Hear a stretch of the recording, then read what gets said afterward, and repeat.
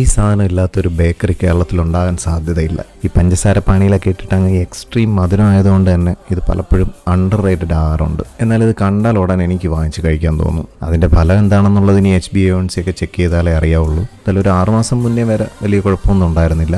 ഈ ഒരു സാധനത്തിന് ഫാൻസ് ഉണ്ടെങ്കിൽ കമൻ്റായിട്ടൊന്ന് പ്രസൻ്റ് ആകുക. ചുമ്മാ ഒരു കൗതുകത്തിനാണ്. എന്നെപ്പോലെ ഈ ഒരു കുഞ്ഞു വട്ടമുള്ള ആരെങ്കിലും ഒക്കെ ഉണ്ടോ എന്ന് അറിയാൻ വേണ്ടി.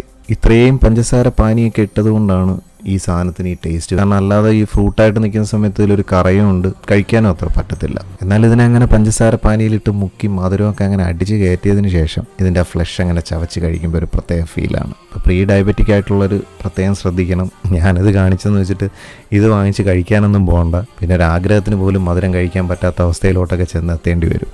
ഇത് കുറച്ച് ഫ്രഷ് ആയതുകൊണ്ട് തന്നെ ഭയങ്കര മധുരം ഉണ്ടായിരുന്നില്ല. എങ്കിലും ഇതിങ്ങനെ കിടന്നാണ് ഒത്തിരി അങ്ങ് മധുരമായി പോണത്.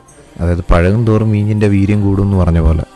അത്യാവശ്യം നന്നായിട്ട് സ്വീറ്റ്സൊക്കെ കഴിക്കുന്ന എൻ്റെ മകന് പോലും ഈ ഒരു സാധനം അത്ര ഇഷ്ടമല്ല. അവനും കൂടെ ആയിട്ട് വാങ്ങിച്ചതാണ്. പക്ഷേ ഞാൻ തന്നെ ഏതാണ്ട് കഴിച്ച് തീർക്കേണ്ടി വന്നു. കഴിച്ച് തീർത്തില്ല, പിന്നെ ബാക്കി സ്റ്റോക്ക് ചെയ്ത് വെച്ച് വീട്ടിൽ കൊണ്ടുപോയി കഴിക്കാനായിട്ട്. ഏതാണ്ട് നേരെ ഇരട്ടി വരുന്ന സമയത്തുള്ള ശിവഗിരിയിലെ കാഴ്ചകളാണ്. ഞങ്ങൾ മിക്കവാറും എല്ലാ വീക്കെൻഡിലും അല്ലെങ്കിൽ അവസരം കിട്ടുമ്പോഴൊക്കെ ഇവിടെ വന്ന് ഗുരുവിൻ്റെ ഈ ഒരു തിരുസന്നിധിയിൽ കുറച്ച് സമയം സ്പെൻഡ് ചെയ്യാറുണ്ട്.